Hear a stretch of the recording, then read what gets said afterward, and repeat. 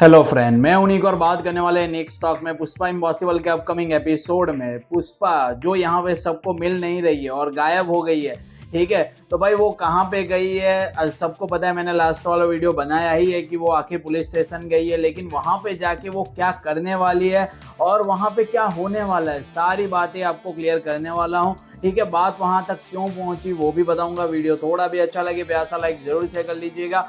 तो यहाँ पे जो सनाया और चिराग का झगड़ा हो रहा है, ठीक है, एक दूसरे को मार रहे हैं, उन चक्कर में चिराग के हाथ में जो चोट लगती है उसी की वजह से मनवा उन्हें अपने घर ले जाती है और उनका मरहम पट्टी करती है, ठीक है। लेकिन वहां पे सनाया आके बाजी है वो बिगाड़ देती है, वो तीनों के बीच में बहुत बड़ा झगड़ा हो जाता है। लेकिन वहां पे पुष्पा की एंट्री होती है और पुष्पा उन्हें ये बोलती है कि चल घर चल, लेकिन वो नहीं आती है चिराग के बिना और पुष्पा को उनको मारना पड़ता है, यानी कि वो उन्हें थप्पड़ मारती है, ठीक है। ये सारा सीन में से आपने थोड़ा सीन तो प्रोमो में देखा ही होगा, ठीक है। तो यहाँ पे क्या होने वाला है कि चिराग तो साइड में रह गया, पुष्पा और सनाया के बीच में चैलेंज होने वाला है। सनाया ये चैलेंज करने वाली है कि 6 महीने के बाद भी मैं चिराग को नहीं छोड़ने वाली और चिराग से मतलब कि पीछा नहीं छुड़वाऊंगी। और पुष्पा भी ये बोलती है कि मैं 6 महीने के बाद मनवा और चिराग की शादी करवा के रहूंगी। ये चैलेंज एक्सेप्टेड होने के बाद पुष्पा को क्या सूझता है, या फिर राशि उन्हें ये बोलती है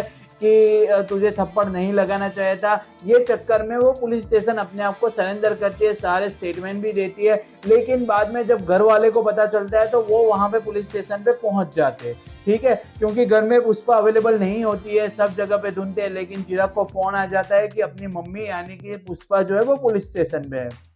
तो सारे लोग वहां पे जाते हैं। वहां पे संदीप सर जो है चिराग के सीनियर है, वो उन्हें बोलते हैं कि पुष्पा ने अपने आप को सरेंडर किया है, सारा स्टेटमेंट दिया है कि उन्होंने अपनी बहू को मारा है और थप्पड़ भी मारा है, ये सारे स्टेटमेंट बोलती है और कहते हैं। लेकिन वो जो स्टेटमेंट है वो पूरी जो नोट जिनमें लिखते हैं वो सनाया को भी रीड करवाने के लिए कहते हैं कि आप ये स्टेटमेंट पढ़ लीजिए, अगर सही है तो हम एफआईआर करते हैं पुष्पा के खिलाफ। तो यहाँ पे जो सनाया है वो बोलते हैं कि सही कह रहे हो आप, बिल्कुल पुष्पा ने मेरे पे हाथ उठाया है और उन्हें मुझे मारा है, सबके सामने मुझे जलील किया, ये सारी बातें बिल्कुल सच है। तो सारे लोग शौक हो जाते हैं। तो जो यहाँ पे सनाया है वो बोलते हैं कि उसमें शौक होने की जरूरत नहीं है, जो भी है वो मैंने सच ही बोला है, ठीक है। लेकिन बाद में नई गेम चेंज होती है, वो ये है कि जो सनाया है वो उल्टा संदीप सर से ये सवाल करती है कि आपको कभी अपने पेरेंट्स ने मारा नहीं क्या, बचपन में आपने कोई गलती किया, आपको ऐसा भी लगे कि आपकी गलती नहीं है तो क्या आपके पेरेंट्स ने आपको मारा नहीं है।